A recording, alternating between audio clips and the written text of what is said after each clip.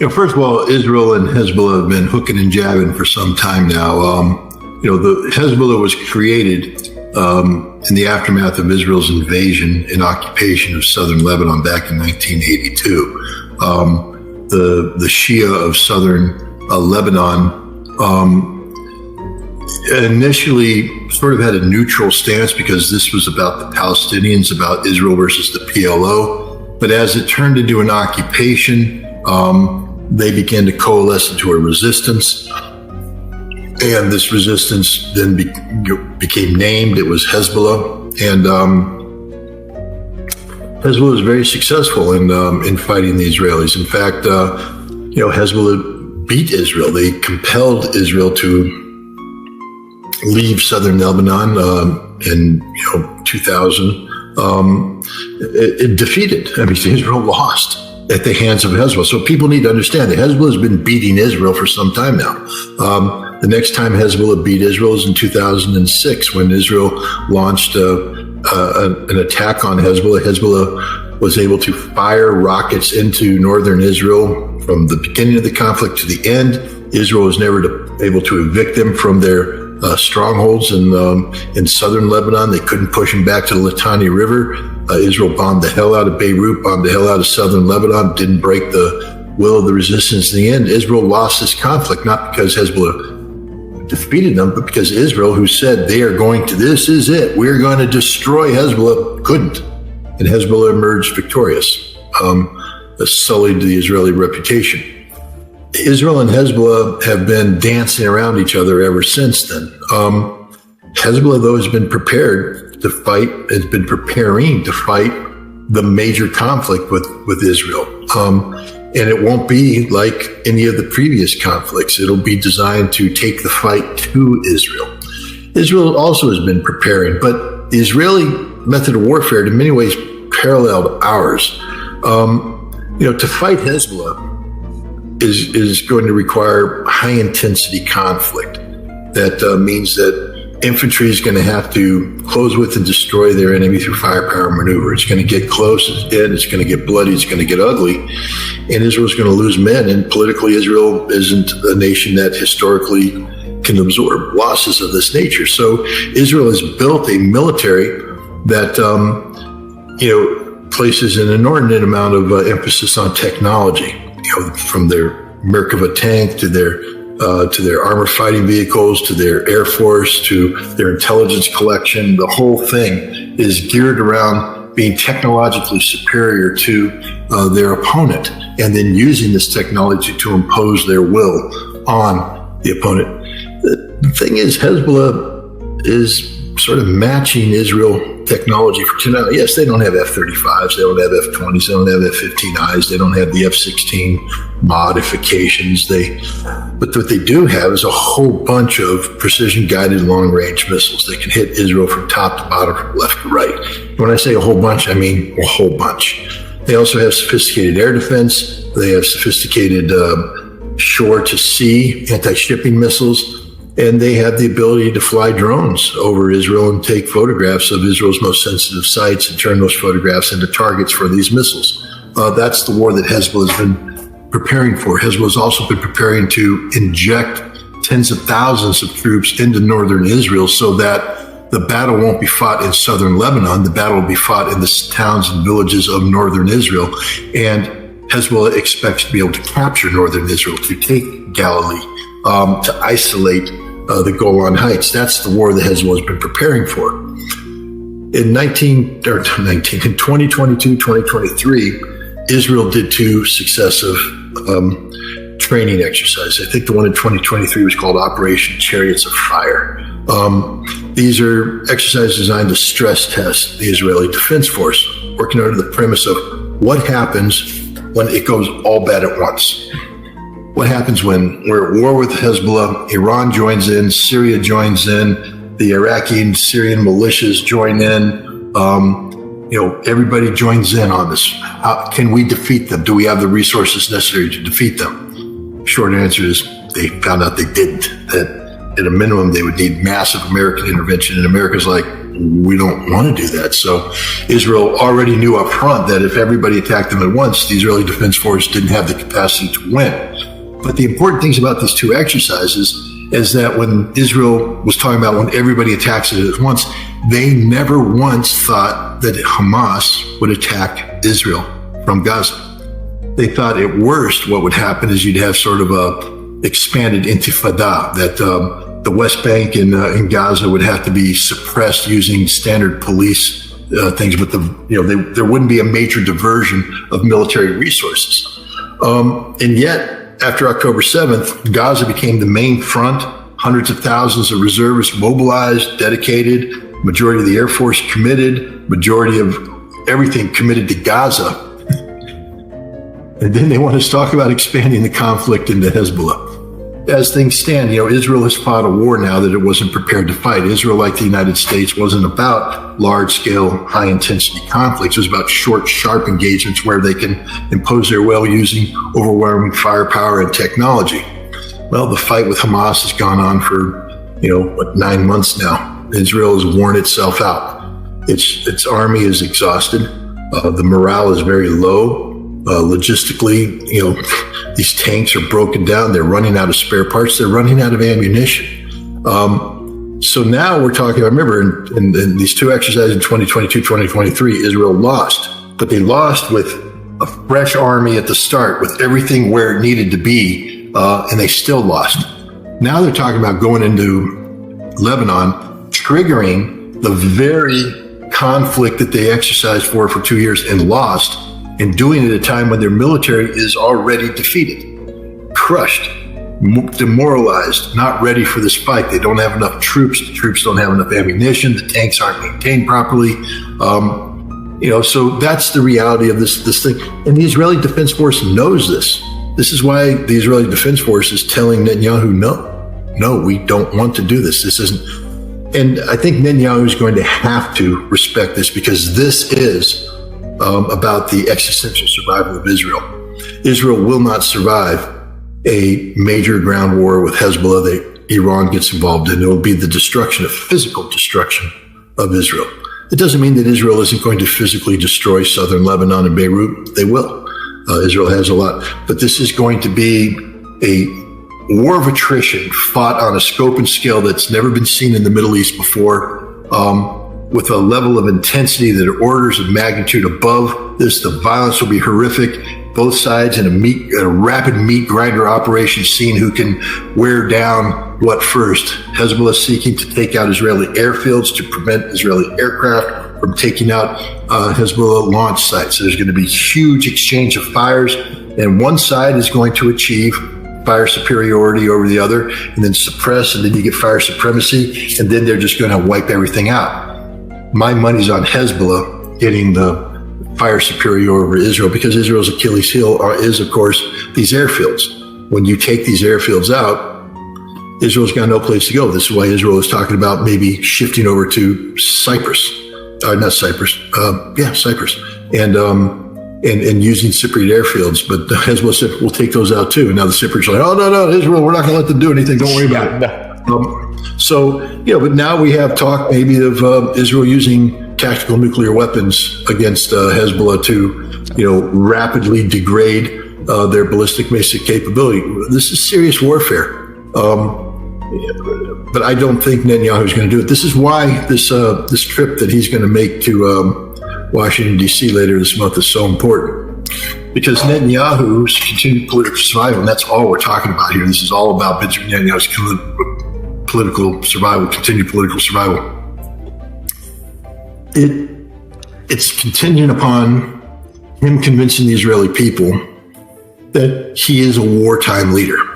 That's why he needed to expand into Lebanon, because he just lost the war in Hamas against Hamas. The Israeli Defense Force said so. You remember the spokesperson coming out a couple of weeks ago saying, Hamas is an ideology and you can't defeat an ideology. We can't defeat Hamas. And then Netanyahu came out, no, we're about the destruction of Hamas. And he turned to the chief of staff, correct this. And the chief of staff went, no, we agree with our spokesperson. The Israeli Defense Force just told the prime minister, that they're losing the fight against Hamas, that they can't win this fight. That's a big split. So now Netanyahu was looking to Hezbollah as a way of extending his relevance as a viability as a wartime leader. But now he's being told by everybody, including the United States, don't do it. So how does he stay alive? He goes to Washington, D.C.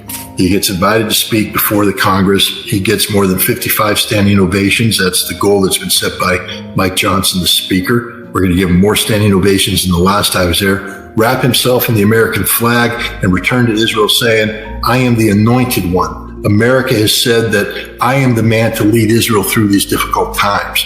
And the Israelis have become so addicted to, being linked to America that, Netanyahu believes that they will say, oh, okay, we'll forgive you all the sins of the past and accept you. So that's where we're at right now. This is all about, unfortunately, Benjamin Netanyahu's, political strife. It's not about dead Palestinians. I wish it was. Yeah. But, the Lancet's numbers. It's undercount. Well, it's undercount, but it's not just that, but too many people, it's a meaningless number.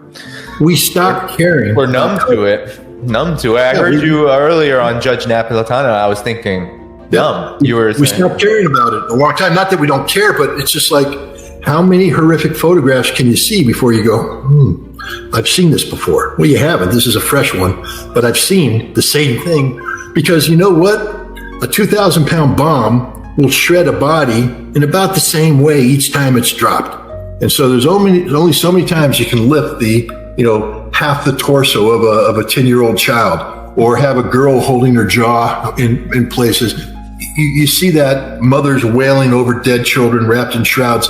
So we say 186,000, it just becomes a number now. We're immune to it because we're exhausted. There's fatigue. That's the tragedy of that. The Hannibal directive. Yeah, I reported this literally within days of the of this Hamas attack. I wrote a major article that said Israel killed these people. This wasn't Hamas. Everybody called me, anti-Semitic and whatever else you wanted to say, but it was fact-based. Now the facts are out. But are we shocked? Because now this Israeli Defense Force, this directive should shock everybody. But Israel's been committing genocide since then. Yeah. And so once again, we are so immune to the deaths created by Israel, both Jewish deaths and Palestinian deaths, that nothing shocks us anymore. Nothing moves us. Palestine's just become statistics, heartless, meaningless statistics. I wish there was a way that we could breathe life into them. I have to tell you, I used to tell the story of that 6-year-old girl, Henry Job. I used to tell that story and almost cry because I really was crying. It just, you think about it, breaks your heart. A 6-year-old girl in a car begging for help, being machine gunned by tanks as they approach. The fear that was going through her at that time. My God, you get emotional just thinking about it. But how many times now? How many hens have there been? How many times do because it's happening every single day. They bombed another camp today. There's more blown up bodies today. And you just get to the point where you're just saturated with it just there. And this is the greatest tragedy of all, because each one of those lives means something. Each one of those lives should have value. But what we've done is we've just turned them into empty, soulless statistics. This number, 186,000, should literally shock the living poop out of everybody. I'm trying to use right language. But, the point is, we should be standing in the streets screaming. We should be pounding down the doors of Congress. Joe Biden shouldn't get a peaceful night's sleep. He says he wants to go to bed at 8 o'clock. Bull. Let's go out in front of the White House and let's get on the bullhorns and keep that old man awake. Give him nightmares about this. Mm-hmm. Nothing. Now, I know there's people out, I say nothing. I know there's people out there who are doing something about it. The students were doing something. But where are they now? I mean, I know it's summertime, but has the issue gone away? It's only getting worse. Right. What we do know is, the counter punches that the Zionist entity was throwing at anybody who dared challenge the October 7th narrative, like me, is, oh, you're forgiving rape, you're forgiving murder, that baby killers. It's all a lie. Everything Israel says is a lie. It's that easy, ladies and gentlemen. They haven't told the truth about anything. Officially, the Netanyahu government. You have individuals in the system that will come out and say the truth, but the government hasn't. And the American establishment likewise hasn't told the truth about anything. I don't know how many times I have to hear liars say, I've seen the movie and it moved me. I saw the death of the raped women, the dead babies. You didn't see anything. You're making it up because we know it's a lie. We know it's a lie. Oh, they massacred those poor people at that outdoor music festival. Yeah, they did. They being the IDF, we now know it. It's not a question. Hamas did not kill those people. We now know, and Israel, Haaretz has acknowledged it. It was the IDF that came in, exercising the Hannibal directive, that slaughtered those people. And here's the other thing that nobody's talking about, Danny. They knew that attack was coming. Right. The Israeli intelligence services had been tracking this for some time now. The decision makers, the local area commanders, the division commander, why in God's name did you sign off on a music festival adjacent to Gaza when you knew the date of the Hamas attack? Why would you allow them to be out there on the day that Hamas is coming across the border? I mean, this is... The Israelis are incompetent. They're liars. They haven't told the truth about anything. These women were not raped. These babies were not beheaded, but they were murdered. They were slaughtered by the Israeli Defense Force. All those stories that were told about the hostages, remember when they came out, it was, oh, the hostages were released. And then they put the camera in front of them, the microphone. Yes, and they would start talking about how well they were. As we're being driven into Gaza, the helicopters are shooting at us, killing my people. Or we're in the kibbutz negotiating with the Israeli forces, and suddenly the tanks open up and kill everybody. I was the only survivor, and you're sitting there listening, going, "Hey guys, why aren't you paying?" And they're like, no, Hamas is murdering, raping, killing babies, ripping heads off, doing horrible things. Did Hamas kill innocent civilians on October 7th? Yes. I've seen the videos. I'm sure you have too, Danny. Bad things happen. They launched a military raid. Let me just tell you right now, when we, the United States of America, moved into Germany, study the Battle of Aachen, study some of the other battles as we started to take German towns. Look at how we fought. We'd enter buildings and we would just clear, because by that time, we just didn't care anymore. Our soldiers were exhausted. The war was coming to an end. They'd kick down a door, come up a hallway, go into a room, throw a grenade, enter, shoot. Family of 7 dead. They didn't care. They were damn Germans. It didn't matter. They go on and they clear every building. They killed a whole bunch of Germans that way. Is it the right thing to do? No, it's horrible, but it's war. Hamas launched an attack, an audacious attack that required them to seize specific terrain features, including crossroads. So they set up a roadblock and they have to assert their authority. Cars come into that roadblock, they open fire on the cars and they kill what's ever in the car. Some of them are civilians. Marines did it in Iraq. How many Marines were at checkpoints, and as Iraqi families were fleeing the fighting, came up to the checkpoint too fast, and the Marines opened up and killed everybody inside the car. Not because they're evil, because it's war, because bad things happen to civilians in wartime. They're the most vulnerable segment of society. They get caught in there. Hamas came in and killed some civilians. There's no doubt about it. But the level of death and destruction that Hamas inflicted on Israel pales into insignificance compared to the level of death and destruction wrought by the IDF on their own people, the people they're supposed to protect. They killed them because they didn't want them to be taken prisoner by Hamas. That's the truth. The IDF slaughtered those party goers at that outdoor festival. They slaughtered the people in the kibbutz, slaughtered them, straight up.